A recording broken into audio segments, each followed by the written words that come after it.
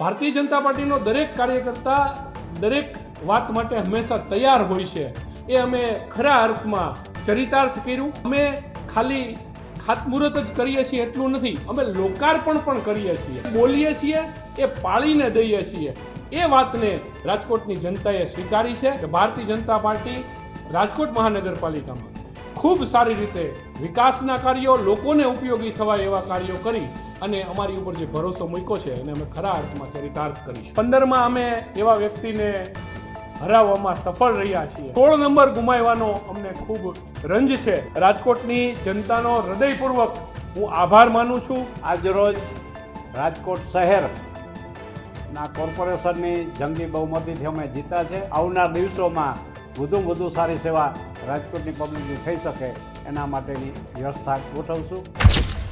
રાજકોટ મહાનગરપાલિકાની ચૂંટણીમાં ભારતીય જનતા પાર્ટીના ઉમેદવારોને જે જ્વલંત વિજય મેળવ્યો છે, આ બાબતમાં ભારતીય જનતા પાર્ટીના કાર્યકર્તાઓનો તો હું આભાર માનું જ છું, પરંતુ અમારું શીર્ષસ્થ નેતૃત્વ એટલે કે અમારા પ્રદેશના અધ્યક્ષ આદરણીય જગદીશભાઈ વિશ્વકર્મા સાહેબ, અમારા પ્રદેશના સંગઠન મહામંત્રી આદરણીય રત્નાકરજી અને અમારું પ્રદેશનું સમગ્ર શીર્ષસ્થ નેતૃત્વએ જે કાંઈ અમને માર્ગદર્શન આપ્યું, જે કાંઈ કામગીરી અમે લોકો છેલ્લા લાંબા સમયથી ભારતીય જનતા પાર્ટીનો દરેક કાર્યકર્તા દરેક વાત માટે હંમેશા તૈયાર હોય છે, એ અમે ખરા અર્થમાં ચરિતાર્થ કર્યું।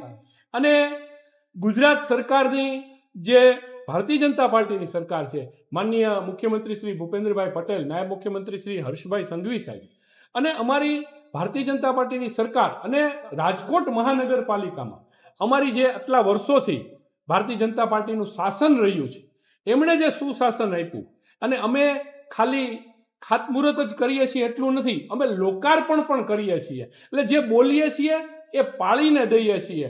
એ વાતને રાજકોટની જનતાએ સ્વીકારી છે અને એ માટે હું ફરી એક વખત આપ સૌના માધ્યમથી રાજકોટની જનતાનો હૃદયપૂર્વક આભાર માનું છું અને આપ સૌને હું એક ખાતરી આપું છું કે ભારતીય જનતા પાર્ટી રાજકોટ મહાનગરપાલિકામાં ખૂબ સારી રીતે વિકાસના કાર્યો, લોકોને ઉપયોગી થવા એવા કાર્યો કરી અને અમારી ઉપર જે ભરોસો મૂક્યો છે એને અમે ખરા અર્થમાં ચરિતાર્થ કરીશું। ભારતીય જનતા પાર્ટીની વિચારધારા, ભારતીય જનતા પાર્ટીની પંચનિષ્ઠા, ભારતીય જનતા પાર્ટીનો એક કાર્યકરે કરેલી મહેનત અને રાજકોટની જનતાએ ભારતીય જનતા પાર્ટી ઉપર જે ભરોસો મૂક્યો છે, એ આ જીતનું પરિણામ આપણા સૌની વચ્ચે અત્યારે છે। હું ખૂબ રાજીપો વ્યક્ત કરું છું। રાજકોટની જનતાનો હૃદયપૂર્વક હું આભાર માનું છું કે એમણે રાષ્ટ્ર પ્રવાહમાં ચાલતી પાર્ટી અને વિકાસમાં માનતી પાર્ટી આ બંને ઉપર ભરોસો રાખી અને આટલું મતદાન કરી અને ભારતીય જનતા પાર્ટીના ઉમેદવારોને વિજેતા બનાવ્યા છે। કમળ ઉપર પોતાની મહોર લગાડી અને એક વખત ફરીથી એમણે ભરોસો સાબિત કર્યો છે અને એ ભરોસો નિભાવવામાં અમે ક્યાંય પાછીપાની નહીં કરીએ।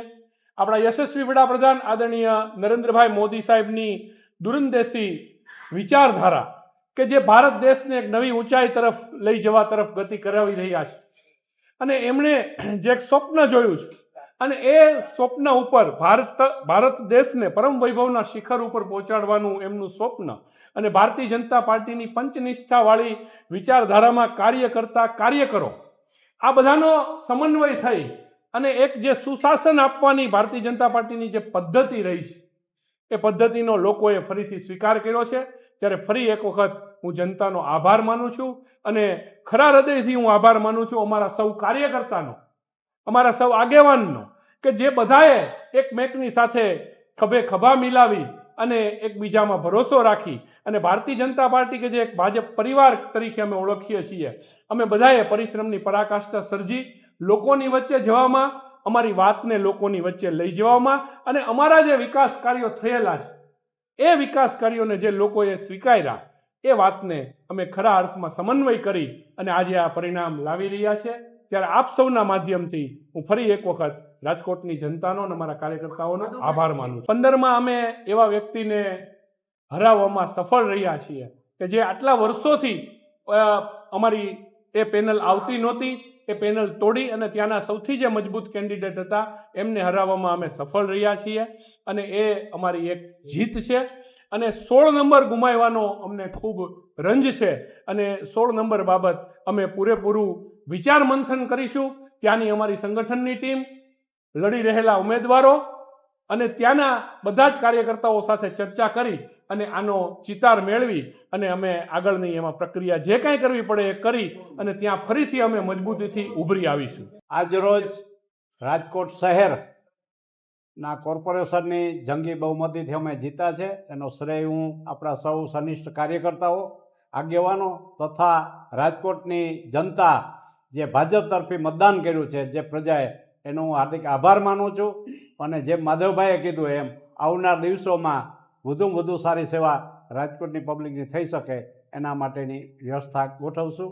અને ખાસ કે જે લોકોએ ખૂબ હાર્ડવર્ક કર્યું છે, ભાજપના સનિષ્ઠ કાર્યકરો, એને પણ મારા સો સલામ છે. અને પબ્લિકને પણ વંદન, અભિનંદન કે ભાજપની જે લીડ છે એ પણ જાળવી રાખી છે અને સારા સનિષ્ઠ આગેવાનો ચૂંટાણા છે કોર્પોરેટર, એને પણ હું અભિનંદન આપના માધ્યમથી આપું. પોરબંદર જિલ્લામાં મને ચૂંટણી પ્રભારી તરીકે નિમણૂક કરી હતી પ્રદેશે. પોરબંદર ખાતે 11 પહેલાં કોર્પોરેશનની સીટ બિનહરીફ થઈ હતી. બાકીની બધી સીટ પણ આજે 100% 52 સીટ ભાજપનો વિજય થયો છે. એવી જ રીતના પોરબંદર જિલ્લાની સીટો જે જિલ્લા પંચાયતની એ પણ બધી 100% જીત મળી છે. માત્ર 1-2 તાલુકા પંચાયતની સીટ ગઈ છે, પણ પહેલાં કરતાંનું રિઝલ્ટ ખૂબ સારું છે. અને કોર્પોરેશનમાં 52 સીટ ઐતિહાસિક પહેલી વખત કોર્પોરેશન બન્યું અને પહેલી જ વખત 52 કેન્ડિડેટ અમારા ચૂંટાણા છે. એને માટે હું ત્યાં પણ પોરબંદરના સર્વે કાર્યકર્તા, આગેવાનો અને પોરબંદરની જનતાનો આપના માધ્યમથી ખૂબ ખૂબ આભાર માનું છું. ભારત માતા કી જય.